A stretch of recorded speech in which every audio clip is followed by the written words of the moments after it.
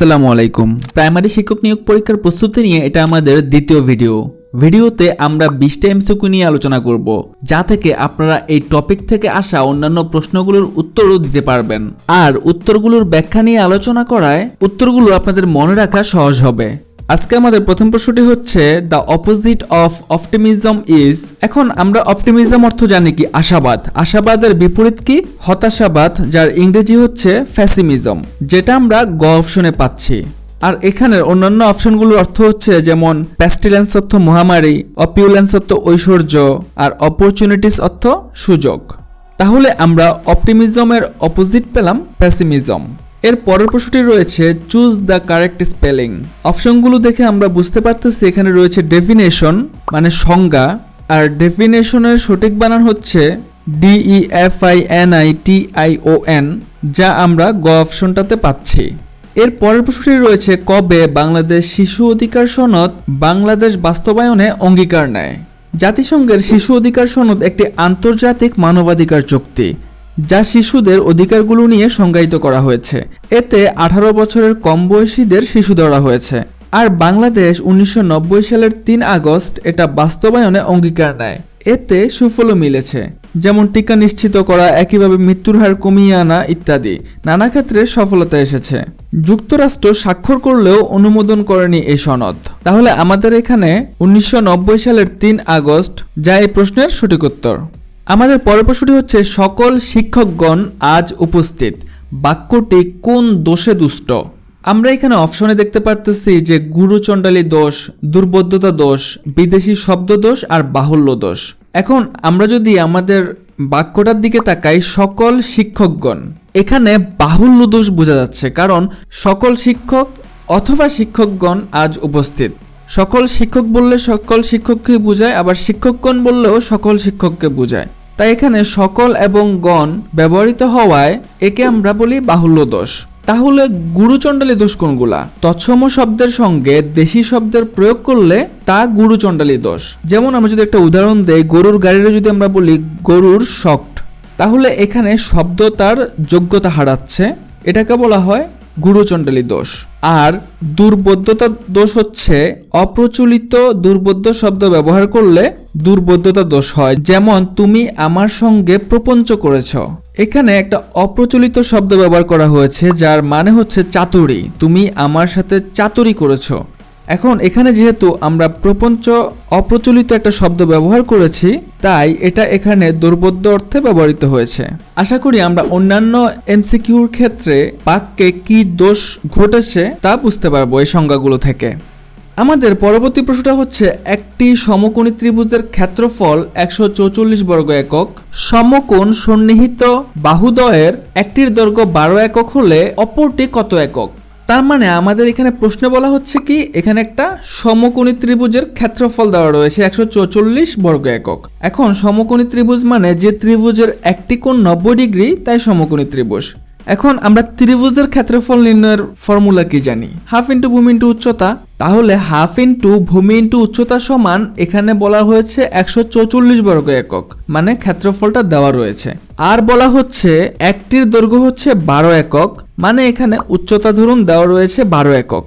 তাহলে half into ভূমি into উচ্চতা যদি 12 দেওয়া থাকে, আমরা এখান থেকে কি ভূমি বের করতে হবে। তাহলে ভূমিকে আমরা x ধরি, half into x into 12 equal to আমাদের ক্ষেত্রফল হচ্ছে 144 বর্গ একক।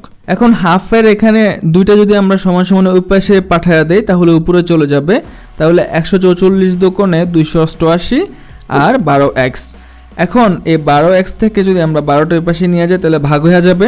আমরা যদি 288 কে 12 দিয়ে ভাগ করি, তাহলে পাচ্ছি 24। তাহলে এখানে আরেকটা যে বাহু রয়েছে সেটা হচ্ছে 24, যা আমাদের গ অপশনে রয়েছে। আমাদের পরবর্তী প্রশ্নটা হচ্ছে বাংলায় স্বাধীন সুলতানি শাসন প্রতিষ্ঠা করেন কে?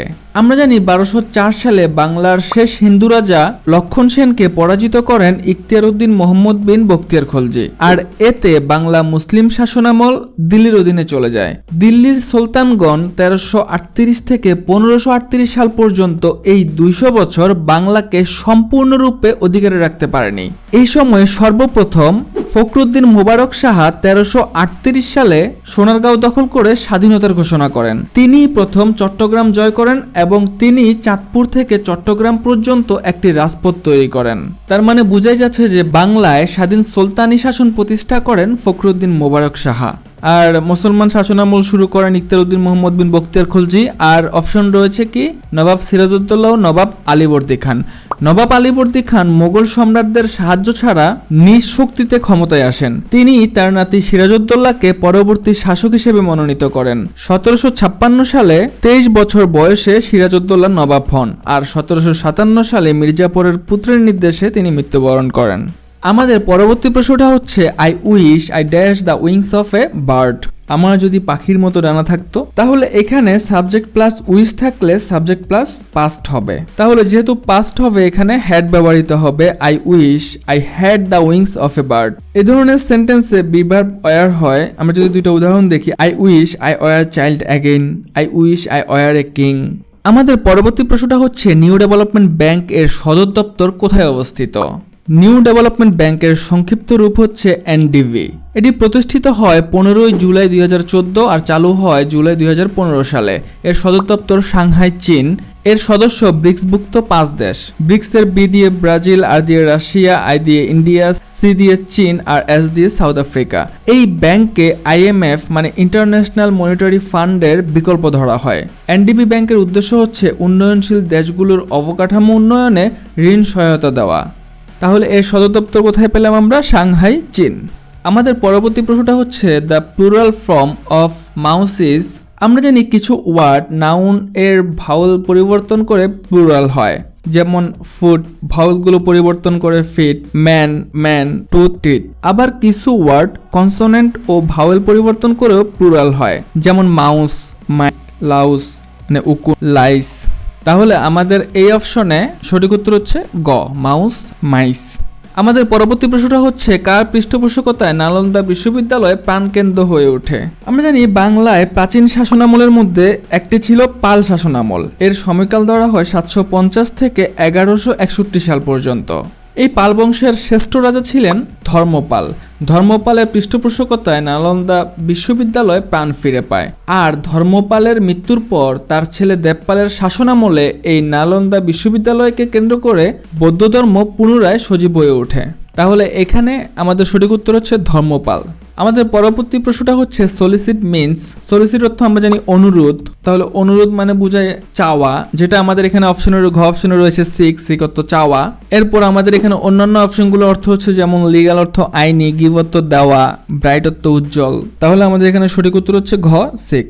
আমাদের পরবর্তী প্রশ্নটা হচ্ছে কোন শ্রেণীতে 20 জন ছাত্রের বয়সের গড় 12 বছর? 4 জন নতুন ছাত্র ভর্তি হওয়াতে বয়সের গড় 4 মাস কমে গেল। নতুন 4 জন ছাত্রের বয়সের গড় কত বছর? এখন আমাদের এখানে কি রয়েছে? 20 জন ছাত্রের বয়সের গড় রয়েছে কত? 12 বছর। তাহলে তাদের মোট বয়স কত? 20 জন ছাত্রের মোট বয়স সমান ছাত্র গুণ গড় বয়স। তাহলে 20 গুণ 12 সমান 240 বছর। 20 জন ছাত্রের মোট বয়স হচ্ছে 240 বছর, 12 বছর করে।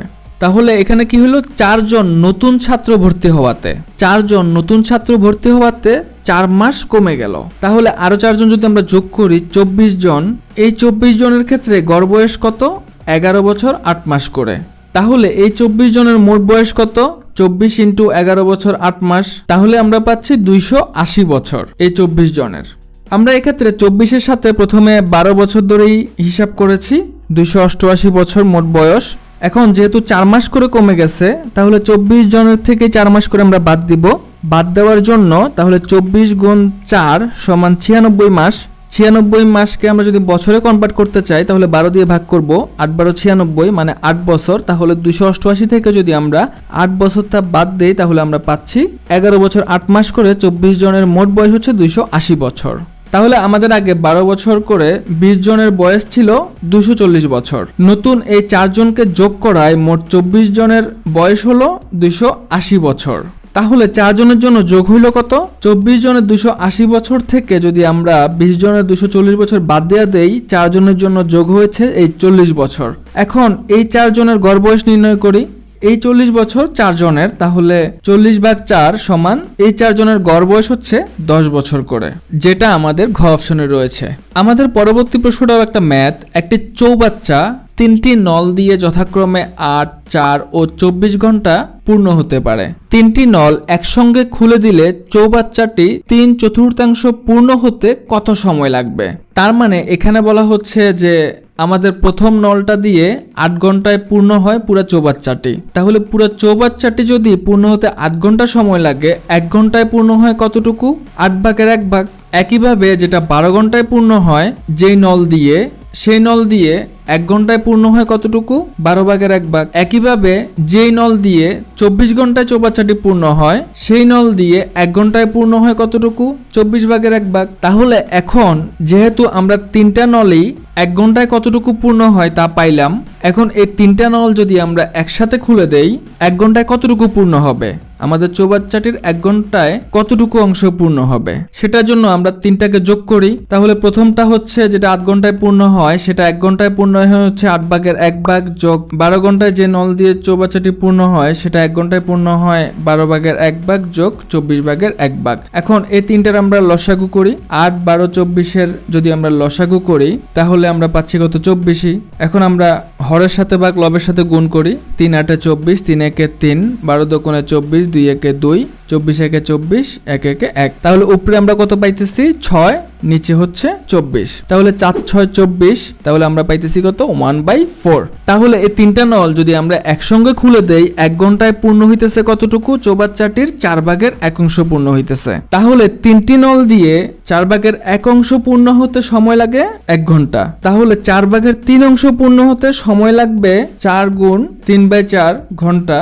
তাহলে 4 4 আমরা কাইটা দেই, তাহলে পাইতেছি 3 ঘন্টা। তাহলে আমাদের এখানে 3টা নল যদি আমরা একসঙ্গে খুলে দেই আমাদের এই চৌবাচ্চাটি 3/4 পূর্ণ হতে সময় লাগবে 3 ঘন্টা। আমাদের পরবর্তী প্রশ্নটা হচ্ছে এশিয়ার দীর্ঘতম নদীর নাম কি? এশিয়ার দীর্ঘতম নদীর নাম হচ্ছে ইয়াংসিকিয়াং, আর এই নদী চীনের উপর দিয়ে প্রবাহিত হয়েছে। এর দৈর্ঘ্য হচ্ছে 6380 কিলোমিটার।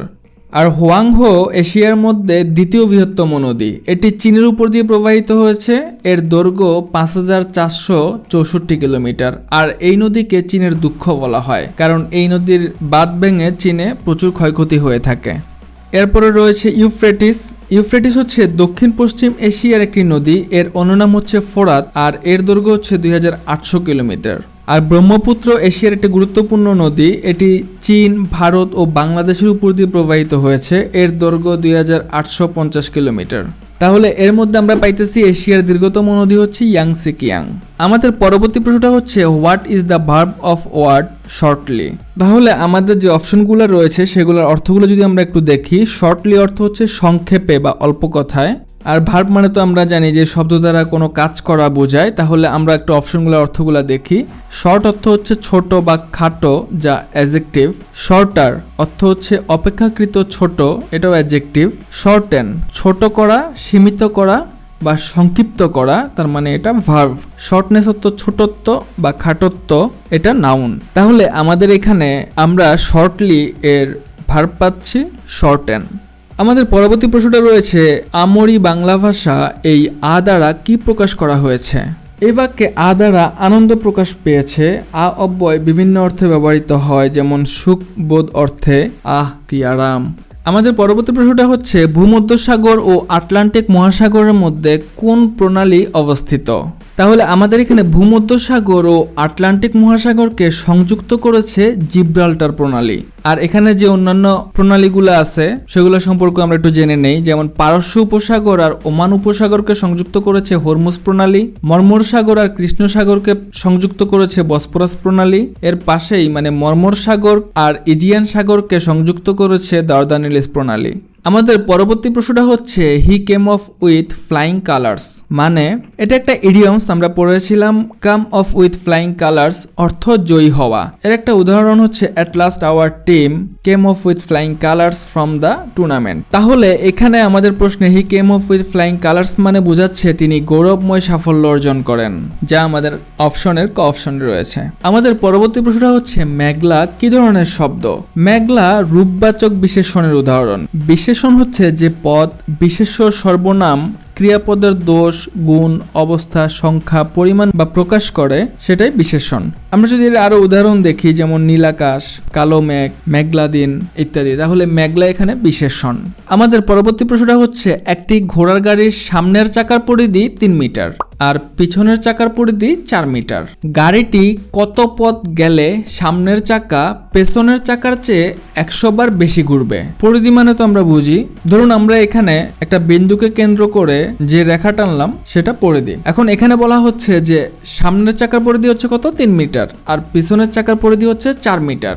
এখন গাড়িটি কত পথ গেলে সামনের চাকা পেছনের চাকার চেয়ে 100 বার বেশি ঘুরবে? তাহলে প্রথমে দুই চাকার পরিধির লসাগু জানবো। দুই চাকার পরিধির লসাগু হচ্ছে 3 × 12, আর এখানে বলা হচ্ছে কতবার বেশি ঘুরবে, 100 বার। তাহলে 12-র সাথে আমরা 100 গুণ করে দিব, তাহলে 12 × 100 1200, তার মানে 1200 মিটার গেলে চাকাটি 100 বার বেশি ঘুরবে। এখন আমাদের অপশনে রয়েছে কিলোমিটার, তাহলে আমরা যদি মিটার থেকে কিলোমিটারে কনভার্ট করতে চাই, আমরা জানি 1000 মিটারে 1 কিলোমিটার, তাহলে আমরা 1200 মিটারকে কিলোমিটার কনভার্ট করতে আমরা 1000 দিয়ে ভাগ করে দিব। তাহলে ভাগ করে দিলে আমরা পাচ্ছি 1.2 কিলোমিটার, যেটা আমাদের অপশনের ঘ অপশনে রয়েছে। প্রাইমারির প্রশ্ন সমাধান নিয়ে এটা আমাদের দ্বিতীয় ভিডিও, যে সিরিজে আমরা 20টা প্রশ্ন নিয়ে কথা বলি। আপনাদের কোনো প্রশ্ন বা জিজ্ঞাসা থাকলে অবশ্যই আমাদেরকে কমেন্ট করে জানাতে পারেন, আর আমাদের সাপোর্ট করতে চ্যানেলটি সাবস্ক্রাইব করে দিন। Thanks for watching.